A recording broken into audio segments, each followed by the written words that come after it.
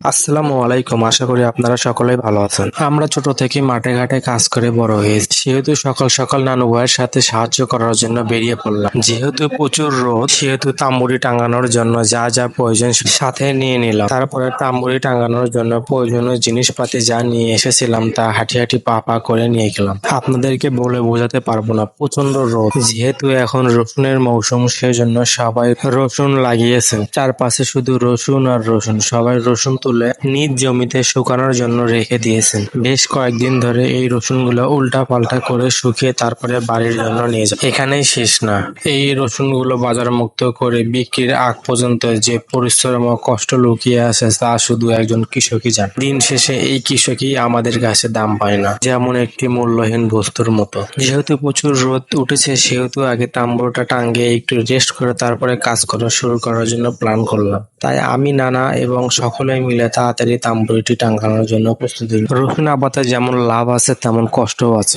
শুধু রসুন বললেও ভুল হবে, প্রত্যেকটা ফসলই আবাদ করার জন্য প্রচুর কষ্ট পরিশ্রমের পরে একটি ভালো ফসল উৎপাদন করা হয়। এই অঞ্চলের ম্যাক্সিমাম মানুষ রসুন আবাদ করে থাকেন। গত বছর রসুনের বাজার দর ছিল 9-10 কে। রসুন আবাদে যেমন লাভবান আছে তেমন কষ্ট আছে। এই অঞ্চলের মানুষ বছরে 3টি মৌসুম পেয়ে থাকে, তার ভিতরে 2টি রসুন আবাদ করেন এবং একটি ধান। অনেকদিন পরে রোদের ভিতরে কাজ করছি, সেহেতু তাম্বুরি টাঙ্গাইতেই আমি ক্লান্ত।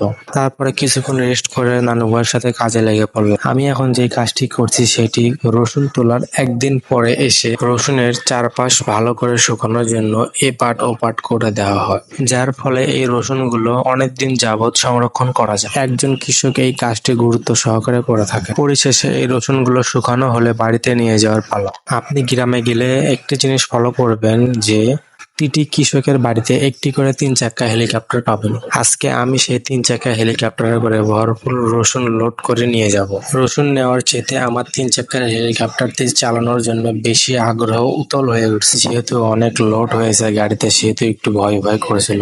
সব ভয় পেরিয়ে গাড়িটা স্টার্ট দিয়ে শুরু করলাম চালানো। আজকের ভিডিওটি এই পর্যন্ত। ভিডিওটি ভালো লাগলে অবশ্যই লাইক, কমেন্ট এন্ড শেয়ার করবেন। আসসালামু আলাইকুম, সবাই ভালো থাকবেন।